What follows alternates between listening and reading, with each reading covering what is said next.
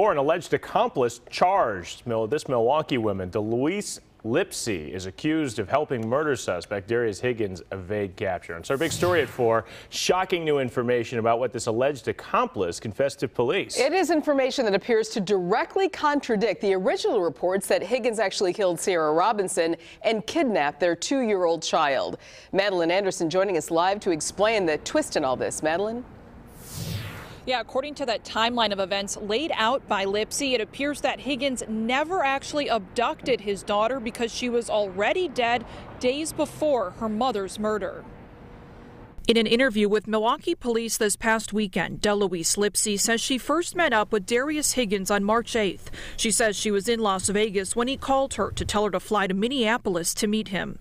On March 9th, they booked a hotel room in Austin, Minnesota. The next day, Lipsy says Higgins took trash from his room and put it in his car's trunk. She says this was not unusual, as they frequently have leftover drug evidence. The two then headed back to Minneapolis. During the drive, Lipsy says Higgins threw out the trash on the side of the road. On March 11th, they drove to Milwaukee, going their separate ways that morning. Around 1 p.m. that day, Milwaukee police responded to 91st and Mill, where 24-year-old Sierra Robinson had been fatally shot. Another woman was also wounded. Investigators say Higgins was the gunman.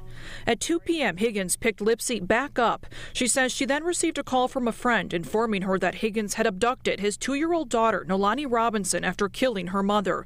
She says she was scared but decided to play along with Higgins.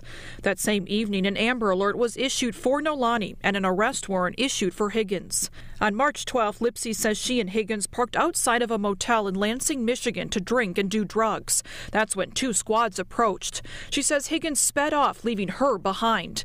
One officer chased Higgins while the other stayed with Lipsy. She never told that officer that Higgins was a murder suspect. On March 13th, Higgins and another alleged accomplice were arrested in Milwaukee. 2 days later, Noelani's body was discovered, wrapped in a blanket in a ditch near Austin, Minnesota, the same place where Higgins threw out the trash. A preliminary investigation reveals the little girl was killed as a result of blunt force trauma to the head. In a post on Facebook yesterday about the charge, Lipsy wrote in part, "I'll never hurt or help anyone hurt a child. I had no part in hurting a child or getting rid of a child."